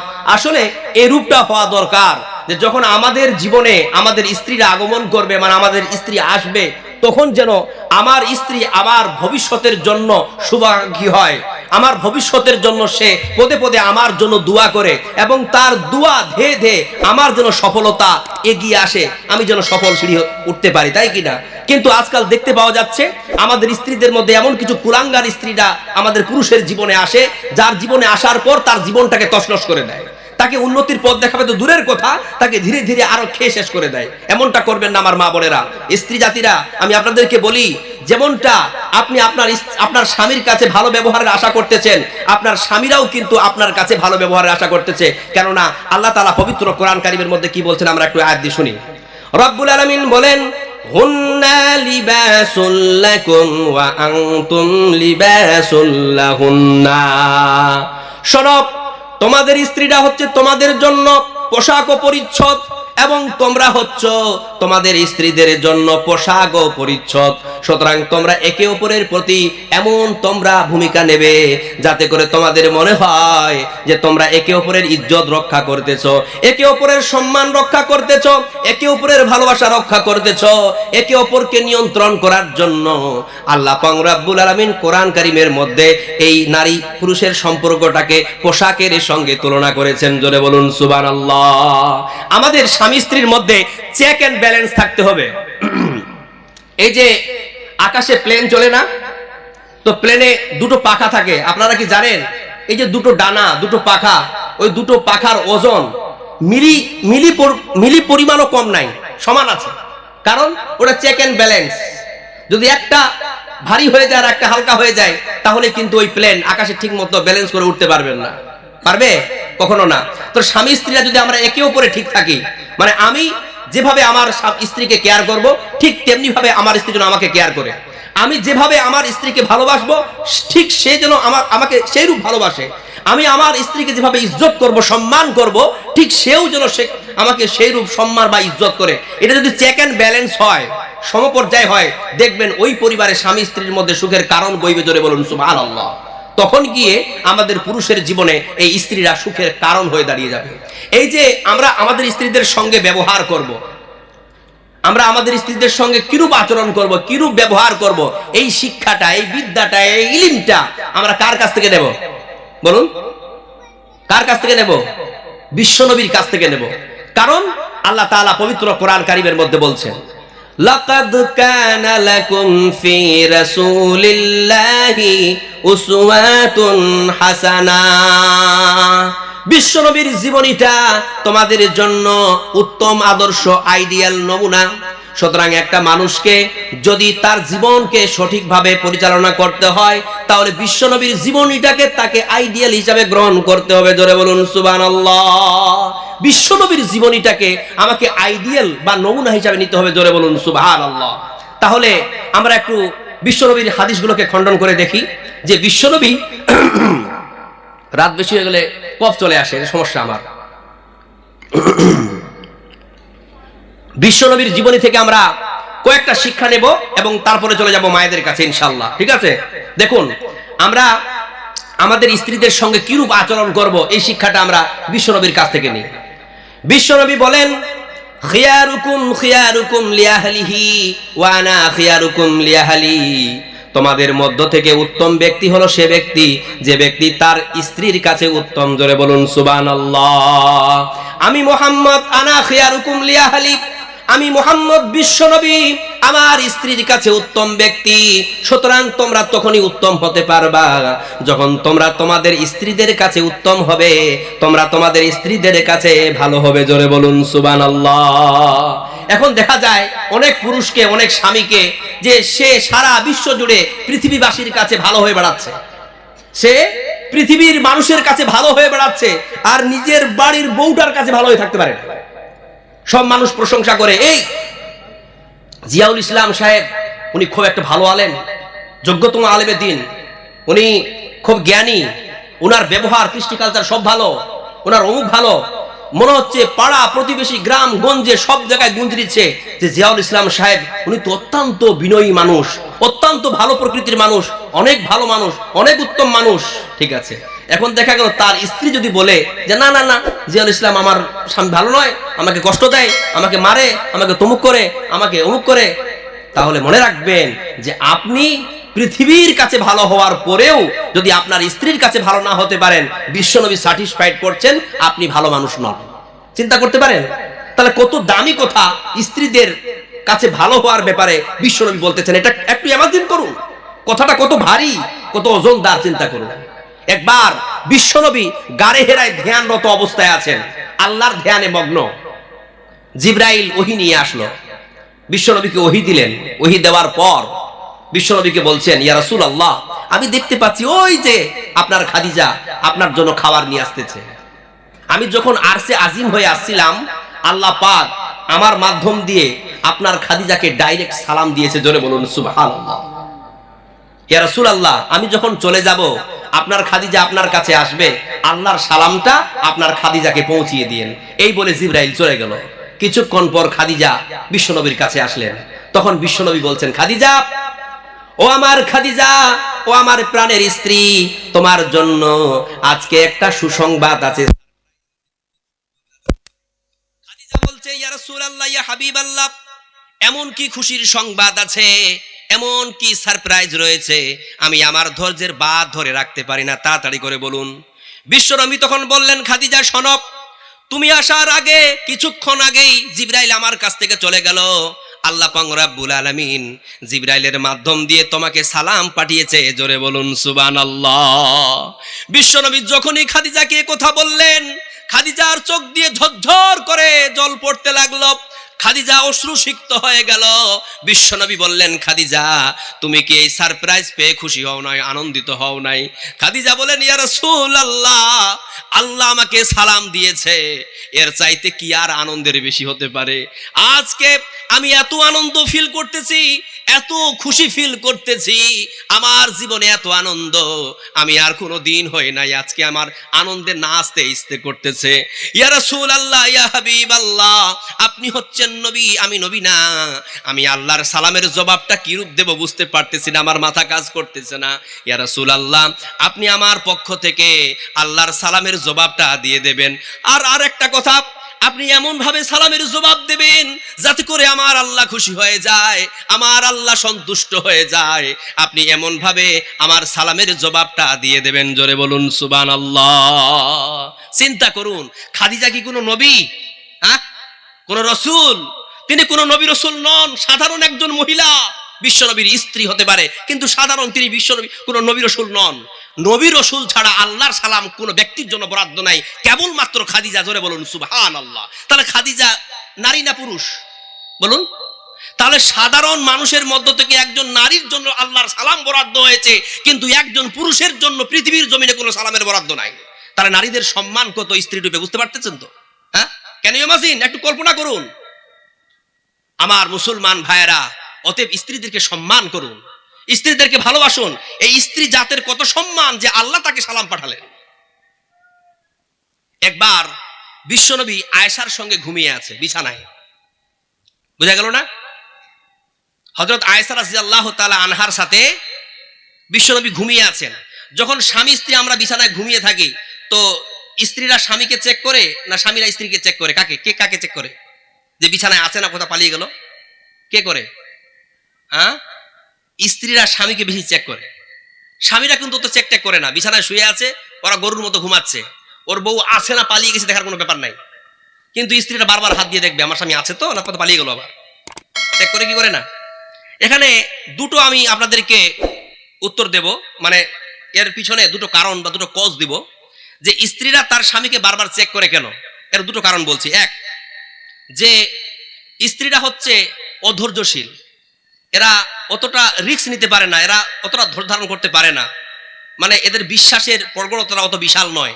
না জানি আমার স্বামী কোথাও আবার লাইন টাইন মারতেছে নাকি, এটা কিন্তু তাদের মনে বেশি জাগ্রত হয়। পুরুষদের মধ্যে কিন্তু এটা জাগ্রত হয় না, এটা নারীদের মধ্যে, স্ত্রীদের মধ্যে অতি তাড়াতাড়ি জাগ্রত হয়। এটা এক নম্বর কারণ। আর দুই নম্বর কারণ হচ্ছে যে একজন স্ত্রীর একাধিক স্বামী থাকে। ঠিক করে বুঝবেন, একজন স্ত্রীর কি একাধিক স্বামী থাকে? হ্যাঁ, থাকে না। তাহলে স্ত্রীর চেক করার কোনো মানে হয় না, কারণ আমার স্বামী তো একটাই, ও আর কোথায় যাবে? সরি ভুল বলতেছি, মানে একজন স্ত্রীর একাধিক স্বামী থাকে না, আর একজন স্বামীর একাধিক স্ত্রী থাকে। এবার লক্ষ্য করে দেখুন বিষয়টা কেমন হচ্ছে, যে দেখা গেল যে আমার 3-4টা স্ত্রী আছে, তো আমি তো পালি করেছি, আজকে এখানে, কালকে ওখানে, কালকে ওখানে, ঠিক কিনা? তাই আমি এখন একটা স্ত্রীর কাছে ঘুমিয়ে আছি, এখন আমার স্ত্রী আমাকে চেক করবে তো, কারণ ওর তো আরো 2টা স্ত্রী আছে, তো না জানি আমার থেকে ছেড়ে দিয়ে বাকি ঘরে গেল না তো। কিন্তু স্বামীদের ব্যাপারে এটা তো নয়, কারণ আমার তো একটাই বউ, কোথায় যাবে? আমার কাছেই থাকবে। এটা 2 নম্বর কারণ। এমনটা দেখা যায় কারণ আগের জামানায় লক্ষ্য করে দেখবেন, আমাদের বাপদাদুদের আমলে বলতেছি, আমাদের বাপদাদুদের আমলে আমরা লক্ষ্য করে দেখতে পাই, বা এটা শুনলে জানতে পারি, বাপদাদুদের কেসা কাহিনী শুনতে গেলে, যে এক একটা পুরুষের 2-3টা করে বউ ছিল, স্ত্রী ছিল না? ছিল কিনা আগে? এখনটা নেই। তো হযরত আয়েশা রাদিয়াল্লাহু তাআলা আনহা বিছানায় শুয়ে আছেন, বিশ্বনবী বিছানায় শুয়ে আছেন। হযরত আয়েশা রাদিয়াল্লাহু তাআলা আনহা এভাবে হাত দিয়ে দেখছেন যে আমার স্বামী মুহাম্মদ সাল্লাল্লাহু আলাইহি ওয়াসাল্লাম আছে তো, হাত দিয়ে দেখছেন কি ব্যাপার, বিছানা নাই তো, কোথায় গেল? তখন আয়েশার টেনশন হয়ে গেল, এ তো রাত, ঘড়ি তো নেই, অনুমান করে বলতেছে হয়তো তখন, এখন তো গভীর রাত, তো এত রাতে বিশ্বনবী আমার বিছানা ছেড়ে কোথায় গেল? তো প্রথম কি এসছে চিন্তা, প্রথম এসছে না জানি বাকি স্ত্রীদের ঘরে গেল না তো, এই জন্য সে কি করে অতি তাড়াতাড়ি উঠে সঙ্গে সঙ্গে একটা লাঠি নিয়ে বেরিয়ে পড়েছে। তার মানে কি ধমক দিবে, বিশ্বনবীকে মারবে না, এদিক ওদিক আওয়াজ করবে, ওই জন্য একদম বেরিয়ে গেছে। প্রত্যেকটা স্ত্রীর ঘরে চিরুনি তাল্লাশি করে দেখলো যে কোথাও বিশ্বনবী নেই। তখন তিনি নিরাশ হয়ে গেলেন, কি ব্যাপার, কারো ঘরে তো নেই, তাহলে বিশ্বনবী গেলেন কোথায়? তখন তিনি জান্নাতুল বাকির পাশ দিয়ে চলে আসছেন, আর হঠাৎ করে যখন তিনার দৃষ্টি জান্নাতুল বাকির উপরে পড়লো, তখন দেখছেন যে বিশ্বনবী একটা কবরের পাশে বসে আল্লাহর কাছে দোয়া করছেন আর কান্না করতেছেন। হযরত আয়েশা রাদিয়াল্লাহু তাআলা আনহা যখন দেখতে পেলেন বিশ্বনবী আমার হাবিব আমার স্বামী একটা কবরের পাশে বসে কান্না করতেছেন, তখন আয়েশা রাদিয়াল্লাহু তাআলা আনহা ধীরে ধীরে ওই স্বামীর কাছে গেলেন, দুয়ার সঙ্গে শামিল হলেন। বিশ্বনবী দুয়াতে কান্না করে করে আল্লাহকে বলতেছিলেন, ইয়া ইলাহাল আলামিন, ইয়া রাব্বুল আলামিন, আমার স্ত্রী খাদিজা আমার বড় চাহিদা ছিল, আমার বড় প্রাণের ছিল, আমি আমার খাদিজারে বড় ভালোবাসতাম। আল্লাহ, তুমি আমার খাদিজাকে নিয়ে আমার বুকটা খালি করে চলে গেছো। এ আল্লাহ, মরণের পরে যেন আমার খাদিজার সঙ্গে আমার স্থান হয়। আল্লাহ গো, আমার খাদিজা ছিল আমার দুঃখ দিনের স্ত্রী, এখন যে স্ত্রীরা আমার কাছে রয়েছে এরা হচ্ছে সুখের দিনের স্ত্রী, খাদিজা ছিল আমার বড় দুঃখের স্ত্রী। সুতরাং আল্লাহ, আমি আমার খাদিজাকে ছেড়ে থাকতে পারি না। যখন আমার মরণ হবে তখন তুমি আমার খাদিজার সঙ্গে জান্নাতে স্থান করে দিও। জোরে বলুন সুবহানাল্লাহ। দোয়া শেষ করলো। দোয়াটা শেষ হওয়ার পর হযরত আয়েশা রাদিয়াল্লাহু তাআলা আনহা বলছেন, ইয়া রাসূলুল্লাহ, আমরা আপনার এত ইয়াং সুন্দর স্ত্রীটা থাকতে আপনি এখন ওই বুড়িটাকে ভুলতে পারেন না? তখন বিশ্বনবী বললেন, আয়েশা, তুমি আমার খাদিজার ব্যাপারে এরকম কটূক্তি মন্তব্য করো না। তোমরা জানো না আমার খাদিজা ছিল দুঃখ দিনের স্ত্রী আর তোমরা হচ্ছে সুদিনের স্ত্রী। এভাবে যখন বিশ্বনবী আয়েশাকে একটু আবেগপ্রবণ হয়ে বললেন, তখন বিশ্বনবীর এ কথা শুনে আয়েশা বুঝতে পারলেন মনে হয় বিশ্বনবী আঘাত পেলেন। তখন হযরত আয়েশা বলছেন, ইয়া রাসূলুল্লাহ, ঠিক আছে, আপনার খাদিজা সম্পর্কে এরকম আর কোনোদিন বাজে মন্তব্য করব না, কিন্তু আমার আজকে জানতে ইচ্ছে হচ্ছে আপনি আপনার খাদিজাকে এত ভালোবাসেন বলার শেষ নাই, কিন্তু আপনি আমাকে বলুন আপনার খাদিজা সম্পর্কে আমাকে একটু বলুন, আপনার খাদিজা কেমন ছিল, আমাদের খাদিজা কেমন ছিল। তখন বিশ্বনবী বলতে থাকলেন, আয়েশা, যখন তুমি আজকে আমার খাদিজা সম্পর্কে শুনতে চাইছো তাহলে শোনো, আমার খাদিজা ছিল সুখ দুঃখ দিনের স্ত্রী।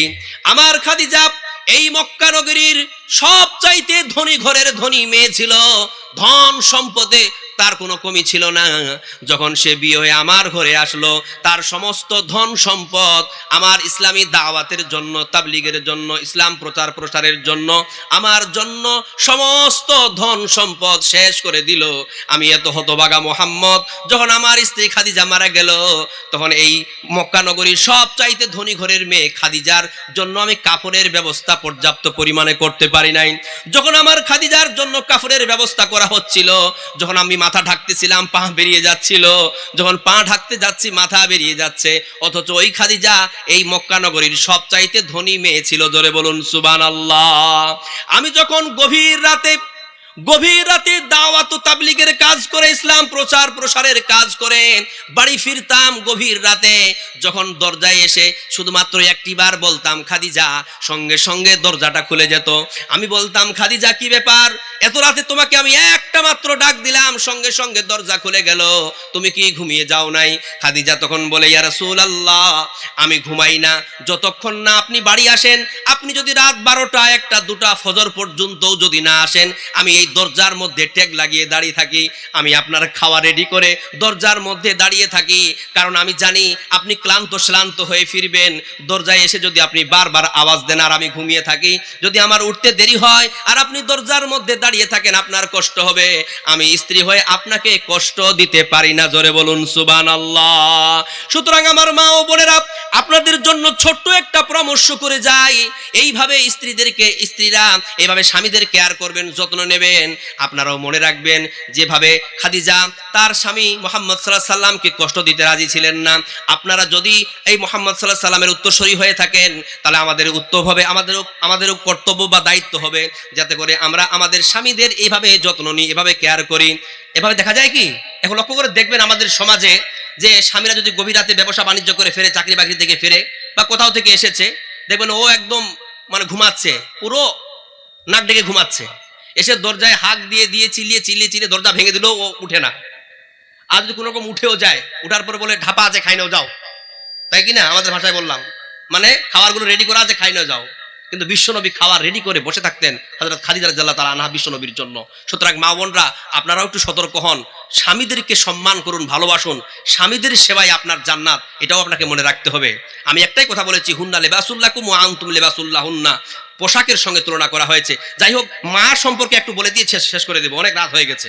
দেখুন, নারী জাতিকে কভাগে বিভক্ত করেছিলাম বলুন? 3 ভাগে। নারী প্রথমে কন্যা, তারপরে স্ত্রী, তারপরে মা, এখন বাকি রয়েছে মা, তাই তো? The rights of women as a mother, মা রূপে নারীর কি সম্মান, কি মর্যাদা, একটু বলেই ছেড়ে দেব ইনশাআল্লাহ। শুনুন, এদিকে অ্যাটেনশন প্লিজ। দেখুন, মা কি জিনিস, কত দামি, আপনি কি কল্পনা করেছেন? মা কত দামি, একটা হাদিস দিয়ে বলছি। বিশ্বনবী বলেন, ফাইনাল জান্নাতা তাহাতা আকদামিল উম্মাহাত, নিশ্চয়ই তোমার জান্নাত তোমার মায়ের 2 পায়ের নিচে সাজিয়ে রাখা হয়েছে। জোরে বলুন সুবহানাল্লাহ। রাব্বুল আলামিন বলেন, ওয়া কাদা রাব্বুকা আল্লা তা'বুদু ইল্লা ইয়্যাহু ওয়া বিল ওয়ালিদাইনি ইহসানা ইম্মা ইয়াবলুগান্না ইনদাকাল কিবারা আহাদুহুমা আও কিলাহুমা ফালা তাকুল লাহুমা উফফিন ওয়ালা তানহারহুমা। রাব্বুল আলামিন বলেন, আমি সংক্ষিপ্তভাবে তরজমা করে দিচ্ছি, মন দিয়ে শুনবেন। রাব্বুল আলামিন ফয়সালা করে দিয়েছেন, তোমরা আল্লাহর ইবাদত করার পরে পরে তোমাদের মাতা-পিতার সঙ্গে সৎ ব্যবহার করবে। তোমাদের মাতা-পিতার মধ্য থেকে কেউ অথবা উভয় যদি তোমার জীবদ্দশায় বার্ধক্যে উপনীত হয়, তাহলে তার সঙ্গে তোমরা উফ শব্দটা করবে না, তার সঙ্গে নরম ভাষায় কথা বলবে, তাকে ধমক দিয়ে কথা বলবে না, তার সঙ্গে ভালো আচরণ করবে। জোরে বলুন সুবহানাল্লাহ। আদেশ কার? বলুন, আদেশ আল্লাহর। তাহলে আল্লাহ পাক রব্বুল আলামিন আমাদেরকে আদেশ করতেছেন যে তোমরা তোমাদের মাতা পিতার সঙ্গে সৎ আচরণ করো। এখন আমরা আমাদের মাতা পিতার সঙ্গে সৎ আচরণ করি? আমরা আমাদের মায়েদের সঙ্গে ভালো আচরণ করি, ভালো ব্যবহার করি? আমি একটু বলতেছি, তাহলে বুঝতে পারবেন। চলুন, বিশ্বনবীর কাছে একজন সাহাবী এসে বলছেন, মান আহাক্কু বিহুসনি সাহাবাতি ইয়া রাসূলুল্লাহ, আমার সহচর্যে সবচাইতে ভালো ব্যবহার পাওয়ার অধিকার কে রাখে? বিশ্বনবী বললেন, উম্মুকা, তোমার মা। সাহাবীটি বললেন, সুম্মা মান, তারপরে কে ইয়া রাসূলুল্লাহ? বিশ্বনবী বললেন, উম্মুকা, তোমার মা। সাহাবীটি আবারও বললেন, সুম্মা মান, তারপরে কে ইয়া রাসূলুল্লাহ? বিশ্বনবী বললেন, উম্মুকা, তোমার মা। তৃতীয়বারের পর চতুর্থবার বিশ্বনবী বললেন, আবুকা, তোমার বাবা। জোরে বলুন সুবহানাল্লাহ। তার মানে মা ভালোবাসার অধিকার রাখে 75%, আর 25% কে রাখে? বাবা। মানে মা গোল্ড মেডেল, ব্রোঞ্জ মেডেল সব পেয়ে গেল, আর শুধু সিলভার মেডেলটা খালি বাবাকে দেওয়া হচ্ছে সান্ত্বনার জন্য, তাই না? তাহলে এখান থেকে আপনি এটা অনুমান করতেছেন যে একটা সন্তানকে মানুষ করার পিছনে বাবার কোনো ভূমিকা নাই? হ্যাঁ, এটা মনে করতেছেন না? দেখুন, একজন সন্তানকে মানুষ করার জন্য, একজন সন্তানকে প্রতিষ্ঠিত করার জন্য মায়ের যেমন ভূমিকা আছে, বাবারও তেমন ভূমিকা আছে। কিন্তু এখানে একটা কিন্তু আছে। একজন সন্তানকে জন্ম দেওয়ার পর তাকে লালন পালন করার দিক দিয়ে মা যতটা কষ্ট, যতটা ক্লেশ, যতটা যন্ত্রণা পায়, ততটা কিন্তু বাবা পায় না। পায়? কখনো না। যদি এটা হতো, তাহলে আল্লাহ তাআলা একজন সন্তানকে লালন পালন করতে গিয়ে যে যন্ত্রণাগুলো বাবা মার পায়, তো এই যন্ত্রণার কথাগুলো, শুধুমাত্র মায়ের যন্ত্রণার কথাগুলোকে আল্লাহ তাআলা কোরআনে ইন্ডিকেট করলেন, বাবার যন্ত্রণাকে কেন ইন্ডিকেট করলেন না? চলুন একাধিক আয়াত দিয়ে বলি, তাহলে বুঝতে পারবেন। রব্বুল আলামিন বলেন, ووصينا الإنسان بوالديه إحسانا حملته أمه كرها ووضعته كرها রব্বুল আলামিন ফয়সালা করে দিয়েছেন যে তোমরা তোমাদের মাতা-পিতার সঙ্গে সদ্ব্যবহার করো, সুআচরণ করো। মনে রাখবা তোমার মা তোমাকে কষ্টের পর কষ্ট, যন্ত্রণার পর যন্ত্রণা সহ্য করে তোমাকে গর্ভে ধারণ করেছে এবং কষ্টের পর কষ্ট, যন্ত্রণার পর যন্ত্রণা সহ্য করে তোমাকে প্রসব করেছে। অন্যত্র আরেকটি আয়াতে আল্লাহ তাআলা বলেন ওয়াসাইনাল ইনসানা বিওয়ালিদাইহি হামালাতুহু ওয়াহানান আলা ওয়াহানিন। কষ্টের পর কষ্ট, যন্ত্রণার পর যন্ত্রণা সহ্য করে একজন মা তোমাকে এই পৃথিবীর রূপ দেখিয়েছে, এই পৃথিবীর আলো দেখিয়েছে। সুতরাং তোমরা তোমাদের মায়ের সঙ্গে সুআচরণ করো, জোরে বলুন সুবহানাল্লাহ। এই যে মা একজন সন্তানকে জন্ম দিতে গিয়ে, ভূমিষ্ঠ করতে গিয়ে, গর্ভে ধারণ করতে গিয়ে কষ্ট পেয়েছে, যন্ত্রণা পেয়েছে, এই যন্ত্রণার কথা আল্লাহ কোরআনে বলছেন, জোরে বলুন সুবহানাল্লাহ। তাহলে মায়ের কষ্ট আল্লাহর কাছে দামি হয়েছে, বুঝতে পারছেন না? আমি তো যুক্তি দিয়ে বলছি, মায়ের কষ্ট আল্লাহর কাছে বাবার কষ্টের চেয়ে দামি হয়েছে বলেই তো আল্লাহ তাআলা মায়ের কষ্টগুলোকে কোরআনে ইন্ডিকেট করেছে, তাই কি না? এর কারণ কি জানেন? আমি আপনাদেরকে একটা বৈজ্ঞানিক পদ্ধতিতে বুঝাই। একটা মানুষ সর্বাধিক ব্যথা সহ্য করতে পারে কত ডেল? মানে ব্যথা মাপার যন্ত্রটাকে বলা হয় ডেল, আপনারা জানেন তো? তো ডেল হলো ব্যথা মাপার যন্ত্র। তো একজন মানুষ সর্বাধিক ব্যথা বা যন্ত্রণা পেতে পারে কত ডেল বলুন? 45 ডেল, 45 ডেল। একটা মানুষকে যদি আপনি গুলি করেন, তালোয়ার মারেন, তাকে যদি আঘাত করেন, আঘাত করতে করতে করতে করতে করতে করতে এক পর্যায়ে গিয়ে যখন ওই মানুষটা 45 ডেলের উপরে 46 ডেল ব্যথা পেয়ে যাবে, তৎক্ষণাৎ অন দ্য স্পট সে মারা যাবে। তার মানে 45 ডেলের উপরে যদি ব্যথার মাত্রা বেড়ে যায় তখন ওই লোকটা মারা যায়। আর আপনি কি জানেন একজন মা যখন সন্তান জন্ম দেয় তখন সে কত ডেল ব্যথা পায়? চলুন বিশ্বনবী কি বলছেন। একজন মা যখন সন্তান জন্ম দেয়, একজন মা যখন সন্তান প্রসব করে, তখন সে প্রসব করার সময় 75 ডেল অর্থাৎ 75 ডেল ব্যথা সহ্য করে। এত ব্যথা সহ্য করার পর তার কি বেঁচে থাকার কোনো কথা ছিল না? অথচ লক্ষ্য করে দেখবেন একজন মা প্রসব যন্ত্রণা সহ্য করার পরেও আবার দুনিয়াতে বেঁচে থাকে কি জন্য? কারণটা কি? এর পিছনেও একটা কারণ বলতেছি। আসলে 46 ডেল ব্যথা পাওয়ার পর লোকটার মেরে যাওয়ার কথা, ওই মায়ের মরে যাওয়ার কথা, কিন্তু একজন মা যখন সন্তান জন্ম দিতে গেল 75 ডেল ব্যথা পেল, অথচ ওই মা মৃত্যুবরণ করে না। এটাই হলো আল্লাহর কুদরত, জোরে বলুন সুবহানাল্লাহ। এটা আল্লাহর কারিশমা, এটা আল্লাহর কুদরত। একটা মাকে একটা হসপিটালে নিয়ে আসা হয়েছে সন্তান জন্ম দেওয়ার জন্য। পূর্বের কথা বলছি, এটা এখন নয়। এখন তো সিরিয়াস কেস হলে সঙ্গে সঙ্গে বলে দিত যাও সিজারে যাও, তাই না? তো তখন তো সিজার ছিল না।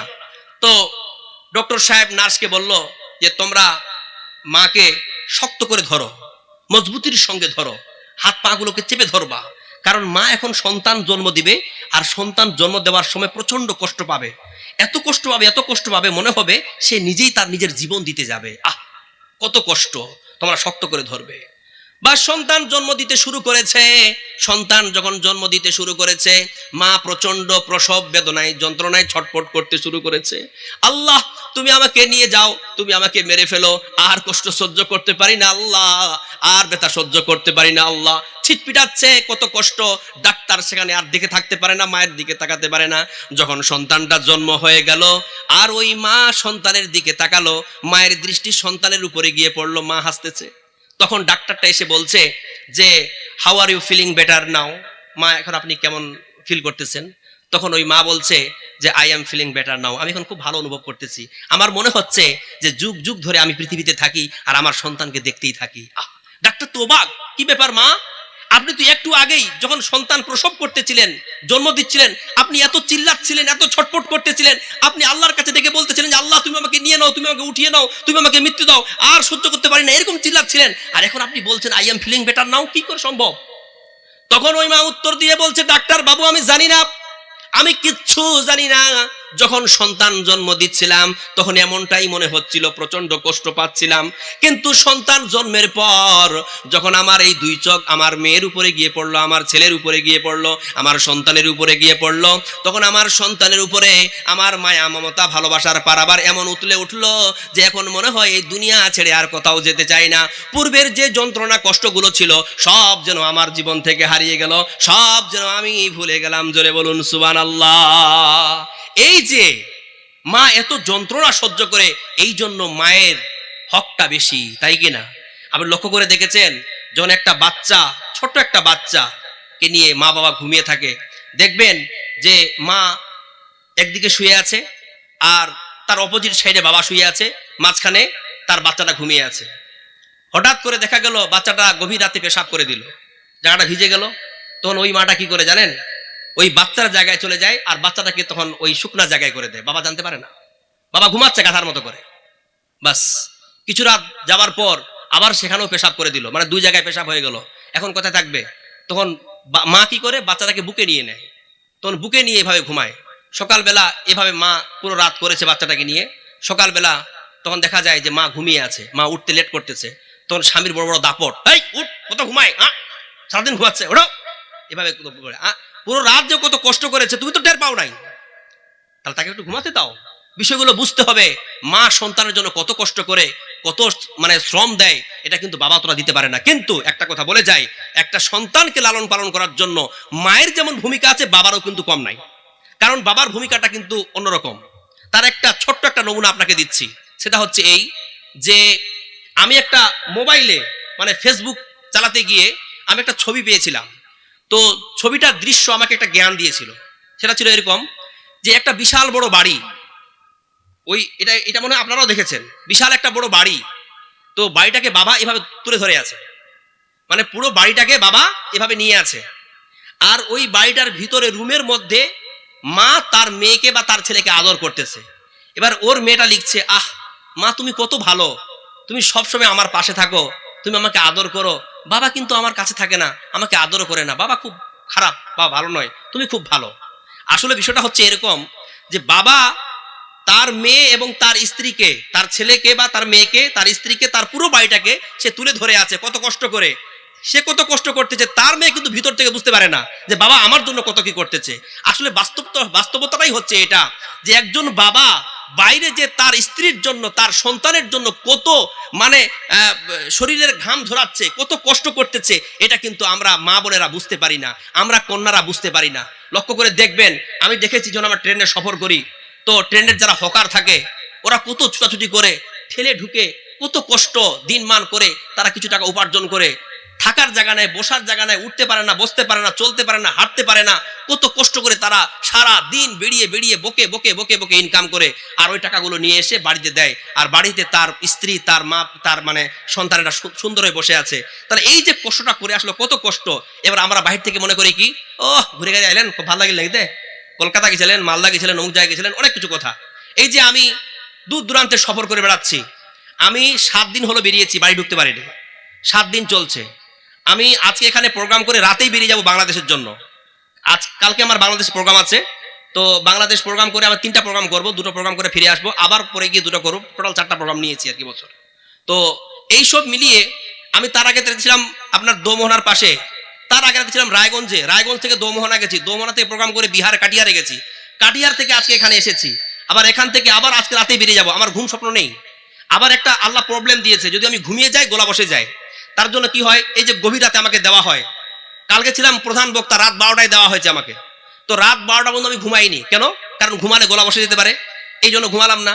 এবার বক্তব্য দেওয়ার পর আবার রাত 3:30 4টার দিকে আমি ট্রেন ধরে আবার সফর বেরিয়ে গেলাম। তার ঘুমা কখন হলো? সারাদিন তো সফর করতেছি। তো এই যে কষ্ট, মানুষ মনে করে জালসায় যায়, একটু বসে চেয়ারে কথা বলে আর টাকা নিয়ে চলে যায়, ভুল কথা। একজন বক্তাই জানে যে বক্তার কত কষ্ট। সফরের মতো কষ্ট পৃথিবীতে আর কিছুই নাই। আপনারা তো মাঝে মধ্যে সফর করেন, কলকাতায় যখন যান আর আসেন কত ধাকলান হয় আপনি বুঝতে পারেন না। সর্দি হয়ে যায়, জুকাম হয়ে যায়, খাওয়ার টাইম টেবিল নষ্ট হয়ে যাওয়ার কারণে পেট খারাপ হয়ে যায়, কত কি হয়। সফরকে বিশ্বনবী কি বলেছেন জানেন? আসসাফরু আখুল মাউত, সফর হচ্ছে মৃত্যুর ন্যায়, এটা একটা হাদিস। তাহলে সফর হলো মৃত্যুর নাই। কেন? মৃত্যু যেমন বড় যন্ত্রণাদায়ক বিষয়, সফরটা হচ্ছে যন্ত্রণার। সুতরাং আমি আপনাদেরকে অনুরোধ করব যে আপনারা আপনাদের মা বাবাদের সেবা করবেন, যত্ন করবেন, মা বাবাকে সম্মান করবেন, কারণ মা বাবা আমাদের জন্য অমূল্য রত্ন। একটা কথা, একটা হাদিস বলেই তারপরে কয়েকটা যদি সঙ্গীত শুনতে চান আমি শোনাবো। আর এতক্ষণ ধরে যখন আপনারা আমাকে শুনতেছেন, শোনেন, কেউ যাবেন না, অনেকক্ষণ ধরে আপনারা আছেন। বিষয়টা হচ্ছে এরকম যে প্রতিদিন কথা বলতে হয়, আমার কথা কিন্তু আমার লিমিট ছাড়া হয়ে গেছে, মনে হয় 2 ঘন্টা হয়ে গেল না, কাছাকাছি 2 ঘন্টা হয়ে গেছে। দেখুন, মা কি জিনিস আপনি কল্পনাই করতে পারবেন না। একটা ছেলের মা হারিয়ে গেছে, তার জীবন থেকে মা হারিয়ে গেছে, তখন সে অনুভব করেছে যে মা কত দামি। মা ছিল তো আমার বুক ভরে ছিল, আজ মা নেই, আমার বুক খালি হয়ে গেছে, আমার জীবন শূন্য হয়ে গেছে। যতই স্ত্রী থাক, যতই স্ত্রীর ভালোবাসা থাক, মায়ের মতো ভালোবাসা স্ত্রীর ভালোবাসা হবে না। হবে? আপনি কোনোদিন আপনার মায়ের ভালোবাসাকে আপনার স্ত্রীর ভালোবাসার সঙ্গে কম্পেয়ার করতে পারবেন না। আপনি যখন বাসায় ফিরবেন, আপনার স্ত্রী আপনাকে প্রশ্ন করবে আপনার ব্যাংক ব্যালেন্স নিয়ে, টাকা পয়সা নিয়ে, কি নিয়ে এসছো, কত টাকা কামালে আজকে, ইত্যাদি প্রশ্ন করবে। কিন্তু মায়ের মুখ থেকে প্রথম প্রশ্ন বের হবে, বেটা কিছু খেয়েছো, আসো খেয়ে নাও। মা কি জিনিস আপনি কল্পনাই করতে পারবেন না। আর আমরা হতভাগা সন্তানরা যখন আমাদের মা বাবার বার্ধক্যে উপনীত হয়ে যায়, তখন আমরা আমাদের মা বাবাদের কষ্ট দিতেছি।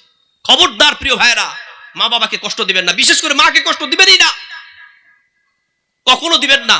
আপনার মা কষ্ট করে, আপনার মা যন্ত্রণার পর যন্ত্রণা সহ্য করে এই পৃথিবীর রূপ দেখালো, পৃথিবীতে আসার সুযোগ করে দিল, আর সেই মাকে আপনি বার্ধক্যে উপনীত হওয়ার পর কষ্ট দেন কোন হিসাবে? আপনার বিবেক অন্তঃকরণ কাজ করে না?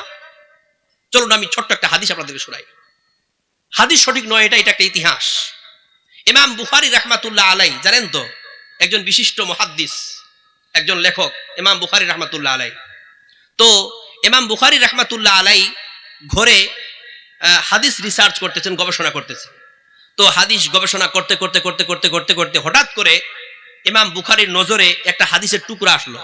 সেখানে স্পষ্ট করে লেখা ছিল যে ফাইনাল জান্নাতা তাহাতা আকদামিল উম্মাহাত, নিশ্চয়ই তোমার জান্নাত তোমার মায়ের 2 পায়ের নিচে। যখন তিনি এই হাদিসের টুকরাটি পেলেন আর মুখ দিয়ে বললেন আর চোখ দিয়ে ঝরঝর করে জল পড়তে লাগলো। ইমাম বুখারী রাহমাতুল্লাহ আলাইহি দপ্তরটাকে বন্ধ করে দিলেন, ধীরে ধীরে তার রুম থেকে বেরিয়ে পাশের আর একটা রুমে ঢুকে গেলেন, কারণ তার পাশের রুমে তার বৃদ্ধা মা শুয়েছিল, বিভোর ঘুমে ঘুমাচ্ছে।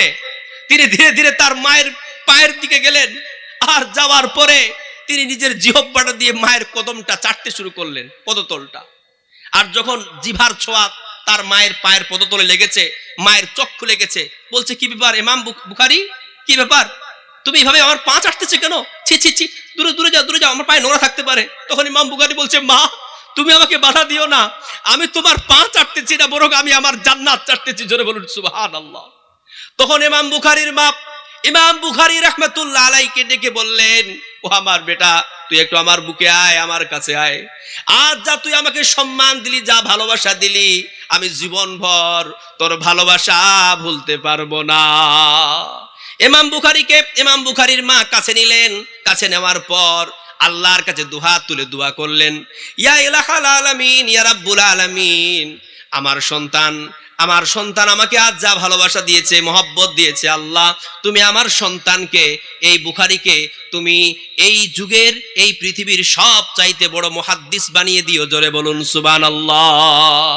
এবার লক্ষ্য করে দেখবেন যে মায়ের দোয়া আল্লাহ কবুল করেছে কি করে নাই।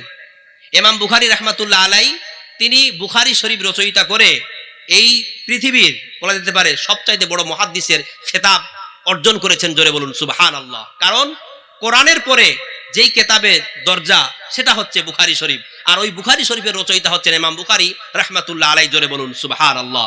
সুতরাং প্রিয় ভাইরা, মায়ের দোয়া নেওয়ার চেষ্টা করবেন। যখনই ঘর থেকে বের হবেন, বাড়ি থেকে বের হবেন, মায়ের দোয়া নেবেন। আমি একটা কথা আপনাদেরকে বারবার বলে যাই, যার জীবনে মা নাই সেই কেবল জানে যে মা হারা কি জিনিস। মা গো, ও গো মা, প্রিয় মা, আমার মা, চলে গেছো তুমি বহু দূরে, কেন গেলে তুমি বলে গেলে না। মা গো, ও গো মা, প্রিয় মা, আমার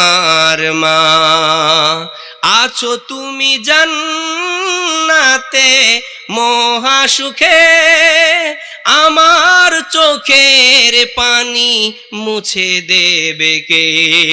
তোমার আঁচল দিয়ে মুছে দাও না মাগো, ও গো মা, প্রিয় মা, আমার মা। যেদিকে তাকাই আমি তোমার স্মৃতি, হৃদয়ে ভেসে আসে তোমার প্রীতি। আজও মনে পড়ে মা তোমার ওই মুখের কথা, ভুলে যেতে চাই তবু ভোলা যায় না মা গো, ও গো মা, প্রিয় মা, আমার মা। চলে গেছো তুমি বহু দূরে, কেন গেলে তুমি বলে গেলে না মা গো, ও গো মা, প্রিয় মা, আমার মা। মায়ের মতো মানে কোনো জিনিসকে তুলনা করা যায় না প্রিয় ভাইরা। আসলে বাস্তব জীবনে এরকম যে আমার মা হচ্ছে হাঁপানির পেশেন্ট, আমার মা শ্বাসকষ্টের রোগে ভুগতেছে, সবসময় ওই এগুলো টানে। কখনো কখনো এমন একটা সিচুয়েশন এসে যায়, তখন আমি ফিল করি যে যদি আজকে আমার মা মারা যায়, কালকে আমি মাহারা হয়ে যাব, তখন আমি কিভাবে থাকবো। আমি যখন স্টেজে উঠি মাকে ফোন করে বলি যে মা আমার জন্য দোয়া করিও, কারণ আমি যেন ভালোভাবে বক্তব্য রাখতে পারি। আমি যখন কোথায় সফরে বের হই যে মা তুমি আমার জন্য দোয়া করিও, যেন আমার সফর সাকসেসফুল হয়, কামিয়াব হয়। আমি সব সময় মার সঙ্গে কথা বলি, সব সময়। বিশ্বাস করুন, আমি আমার একজন তরুণ যুবকের কথা বলতেছি, একটা কথা মিথ্যা বলতেছি না। আপনি যদি এখনই আমার ফোনটা চেক করেন, আমার মায়ের কল আপনি পাবেন মনে হয় 100 বার, দিনে 100 বার পাবেন। বিশ্বাস করুন আমার মুসলমান ভাইরা, মাকে সবকিছু শেয়ার করবেন। আপনি ইন্টারভিউ দিতে যাচ্ছেন, আপনি কোথাও চাকরির পরীক্ষা দিতে যাচ্ছেন, আপনি কোথাও ব্যবসা করতে যাচ্ছেন, আপনি যাই কিছু করতে যান না কেন, মাকে একটিবার বলে যাবেন যে আম্মা, যে আমি একটা পরীক্ষার জন্য, মানে একটা চাকরির জন্য পরীক্ষা দিতে যাচ্ছি, তুমি আমার জন্য দোয়া করিও যাতে আমি পাস করতে পারি। মা, আজকে আমি একটা ব্যবসা করার জন্য যাচ্ছি, আমি যেন ব্যবসায় লাভবান হই, তুমি আমার জন্য দোয়া করিও। এরকম মায়ের দোয়া নিয়ে যাবে। মনে রাখবে, মায়ের দোয়া ডাইরেক্ট আল্লাহর দরবারে গিয়ে দাস্তাক মারে। জোরে বলুন সুবহানাল্লাহ। একজন মা যখন সন্তানের জন্য দোয়া করে, পৃথিবীর কোনো দোয়া একজন ব্যক্তির জন্য প্রযোজ্য না হতে পারে, কবুলও নাও হতে পারে, কিন্তু একজন মা যখন সন্তানের জন্য দোয়া করে, ওই দোয়া আল্লাহ পাক রব্বুল আলামিন কখনো ফিরিয়ে দেয় না। জোরে বলুন সুবহানাল্লাহ। মায়ের দোয়া সব সময় আল্লাহ কবুল করার জন্য প্রস্তুত। জোরে বলুন সুবহানাল্লাহ। সুতরাং জীবনে যতদিন বেঁচে থাকবেন মায়ের দোয়া নিয়ে বেঁচে থাকবেন। মাকে কষ্ট দিবেন না, মাকে যন্ত্রণা দেবেন না, মাকে আগলিয়ে রাখবেন। আপনি যতই বড় চাকরিয়াল হয়ে যান, যত বড় ব্যবসায়িক হয়ে যান, আপনার পরিবেশ, আপনার লাইফস্টাইল যতটাই উন্নত হোক না কেন, আপনি কখনোই আপনার পরিবেশ থেকে আপনার মাকে আলাদা করবেন না। কারণ আপনার মায়ের বদলতে আপনি আজকে এখানে পৌঁছেছেন। আপনার মা বুড়ি হয়ে গেছে, আপনার বাবা বৃদ্ধ হয়ে গেছে, সে ঠিকঠাক চলতে পারে না, তার পোশাক আশাক ঠিক নেই, তার সে আপনার মতো লাইফস্টাইল করতে পারে না, তো আপনি মনে করতেছেন যে সে আমার জন্য উপযোগী নয়, আমার যে বাড়ি, আমার যে গাড়ি, এটার জন্য সে উপযোগী নয়। তখন আপনি আপনার মাকে কি করছেন? বৃদ্ধাশ্রমে গিয়ে রেখে আসছেন। আপনি কি জানেন আপনার মা আপনাকে এই জায়গায় পৌঁছিয়েছে, আর আপনি নির্লজ্জের মতো, নাদানের মতো আপনার মাকে বাড়ি থেকে বের করে একটা অন্য জায়গায় রেখে এসেছেন। আল্লাহ কি কোনোদিন আপনাকে ক্ষমা করবে? আল্লাহ কি কোনোদিন আপনাকে মাফ করবে? সুতরাং যুবক ভাইয়েরা, মা বোনেরা যারাই আছেন না কেন, মাকে খবরদার কষ্ট দেবেন না, মাকে যন্ত্রণা দেবেন না, বাবাকেও কষ্ট দেবেন না, কারণ বাবারাও হচ্ছে সবচাইতে মূল্যবান সম্পদ।